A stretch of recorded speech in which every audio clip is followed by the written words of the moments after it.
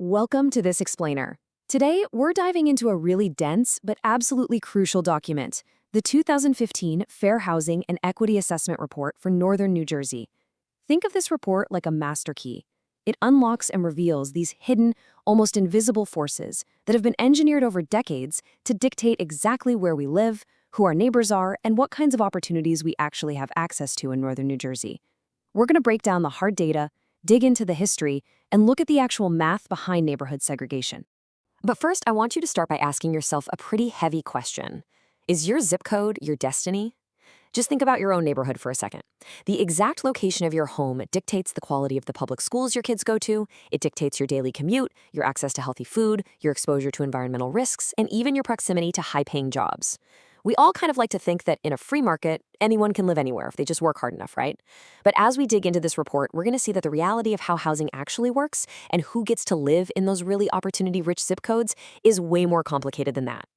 Okay, let's jump right into part one, the demographic shift. So we have to acknowledge this massive transition happening nationally. Demographers project that by 2042, the majority of the U.S. population will be persons of color. We're heading toward a decidedly more diverse future, for sure, and Northern New Jersey is already right in the middle of its own version of this shift. But here's where the story gets a bit tricky. Even though the region as a whole is diversifying, that diversity is definitely not spread evenly.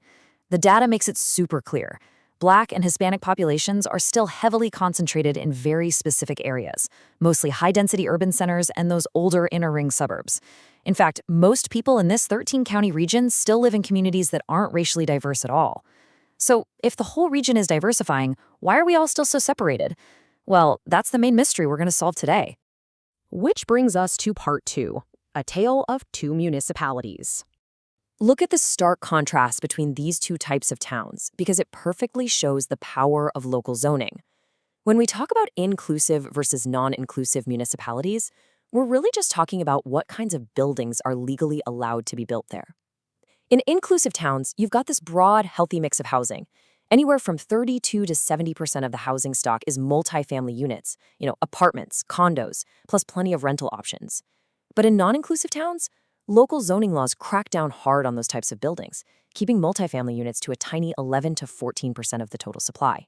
Basically, if you can't afford a massive single-family house on a big plot of land, you're literally zoned out of these towns. Now, why does that actually matter? Well, brace yourself, because this is the real hammer drop from the report. Between 1990 and 2010, 9 out of 10 new private sector jobs in this region were created in those non-inclusive towns. Think about the gravity of that for a second. 90% of the economic growth, the new businesses, all the fresh opportunities, they all sprouted up in the exact same towns that actively restrict affordable multifamily housing. And the flip side of that is honestly just as staggering. Over that exact same 20-year period, 100% of the net job losses hit the municipalities that were racially diverse or high minority. Literally, the very places that actually offered a diverse range of housing options were the ones bleeding jobs. This right here perfectly captures the ideal fix, building transit-oriented housing right next to rail lines. Because at the end of the day, housing absolutely has to connect workers to where the jobs actually are.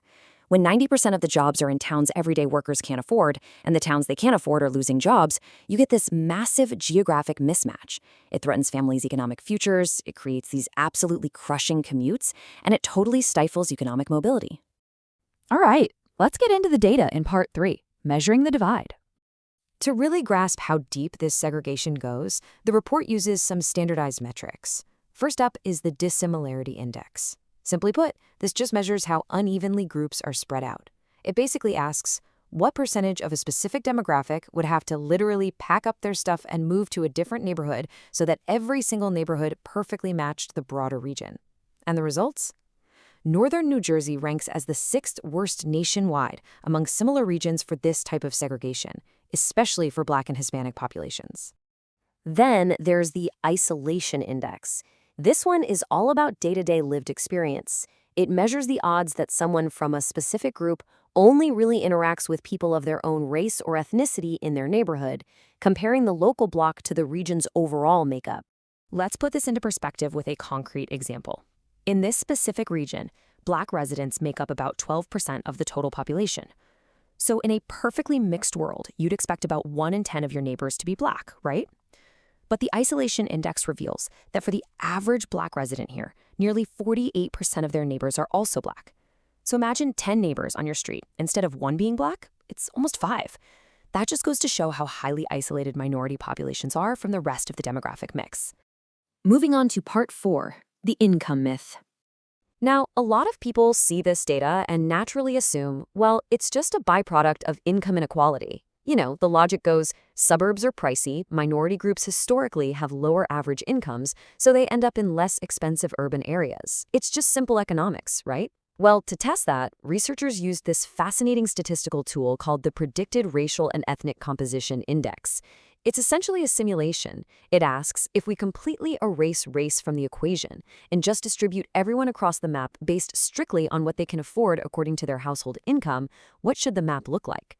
Well, the report's conclusion hits the nail right on the head. To quote them directly, income is not a good predictor or is insufficient for explaining the patterns of racial settlement and segregation evident in northern New Jersey.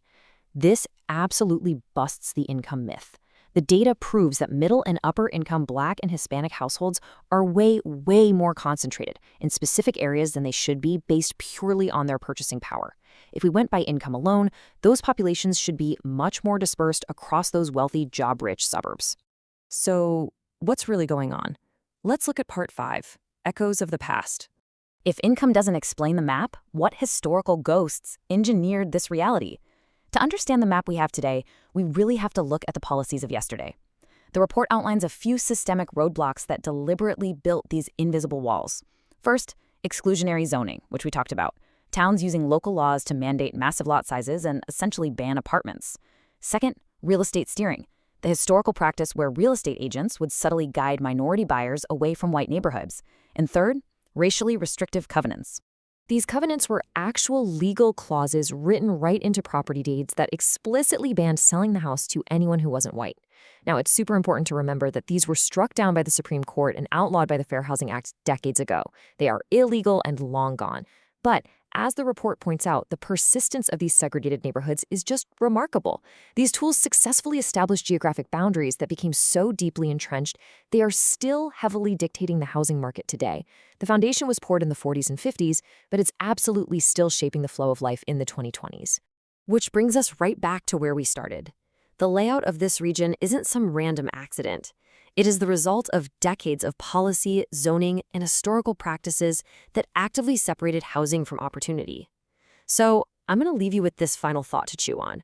Next time you look out your window, look at your own neighborhood. Notice who isn't there. And knowing what you know now about the hidden forces of zoning and history, ask yourself why. I highly encourage you to go look up your own local zoning laws and really think critically about what's shaping your community. Thanks for joining me on this explainer, and keep asking those tough questions.